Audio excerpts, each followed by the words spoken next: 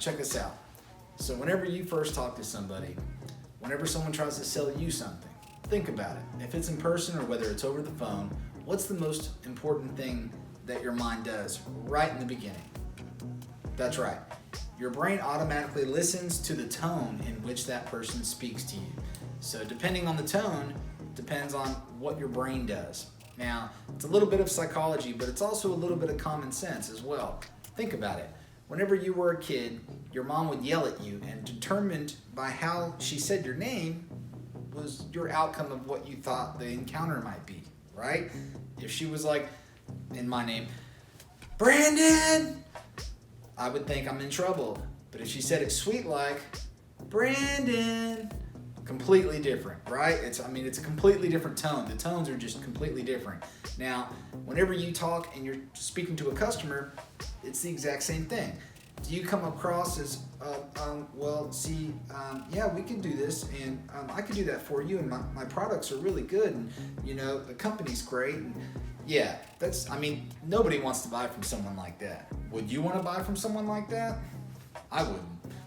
You have to be confident. Confidence says everything. Now, when I mean confident, I don't mean arrogant, cocky, like, you're the shit and everyone thinks that and just, oh my God, the world doesn't know how awesome you are yet. No, that's not what I mean. What I mean is confidence. You need extreme confidence, and they have to trust you because confidence breeds trust. What you want is that client to go from where they're at, which is here, no trust, none. That's where they start, okay? You want to take them down this way. Trust. Right here. You want to bring them from here to here. But there's a problem. It's not just one thing that client needs to trust you with. There's three. I'll tell you what they are. The first one is your business. Oh, it's not working. Hold on. Okay? That's the first one. The second one is you. The third one is your product or your service, whatever it is that you're selling, okay guys? So whatever it is, maybe you got a product, maybe you're pitching a service or a course or whatever it is, okay? But they need to trust you on all three of those levels, and they need to make it from here to here. Now, how do you do that? Especially, consider this, the first 5 seconds that you talk to them determines whether or not they're going to give you a chance to explain any of that. So what do? It's in your tone. Your tone says it all. The human brain has evolved over millions of years, or hundreds of thousands of years, or however long you think that we've been alive. I'm not going to get into that. This isn't that type of channel. So, however long we've been alive, our brain has been evolving and learning how to assess sounds, situations, everything that, all the senses that come into our brain. We've been able to clock it all down, and our brain is the fastest computer out there, and it whips all that data and all that stuff just immediately and tries to form and give you an opinion or an assessment of that situation as fast as it can, because it means your life or death most of the time. Nowadays, things are a little bit softer. We don't have to worry about getting hunted down or a puma or some lion coming after me or whatever, but we still need to watch out for each other. And so people are always on guard, wondering, am I fixing to get, taken for a ride? Is this guy really gonna solve the issues for me? Basically, the long and short of it is they need to know that you're gonna solve the problems that they have. Because here's where they are, here's where they wanna go. The problem and obstacle is right in the middle, and they need to be able to visualize you being the gap, being that bridge to taking them where they need to be. So make sure everything that you say is always on point with those three topics that we discussed earlier.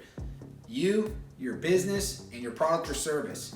Everything that you say needs to be geared towards raising the trust level in all three of those areas. So how do you do that? That's right, ask questions. Questions are key, because without questions, you don't know what emotional points to hit. Here's why that's important. People are not logical creatures when it comes to buying stuff.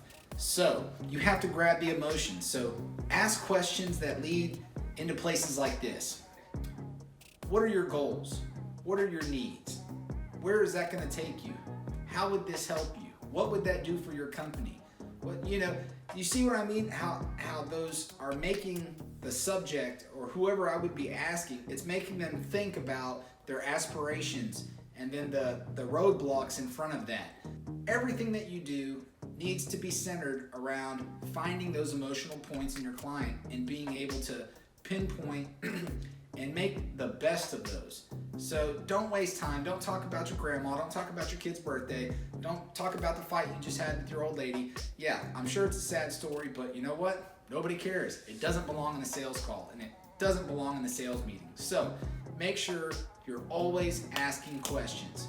And another thing, stay professionally dressed. You basically want to go in there looking professional. You don't want to go in there with your basketball shorts and your Yeezy shirt, your hat turned around, your shirt's probably a little stretched out because on the way there you were riding and you had the seat leaned back and you were G-riding, and yeah, throw all that out of the window.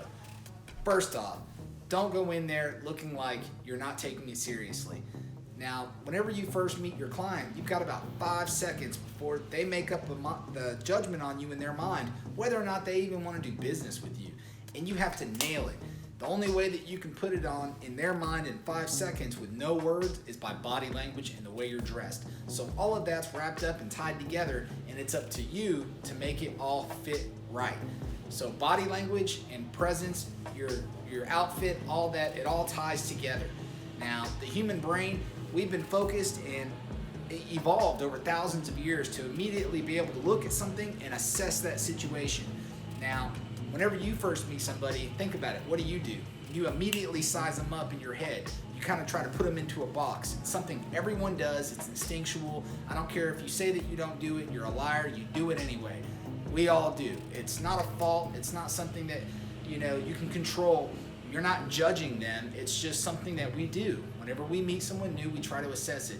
Because whenever we were hunters and gatherers, we had to immediately be able to look at a situation and determine whether or not there was danger present. So, whether it was food, was it water, or was it danger? Period. That was all it was.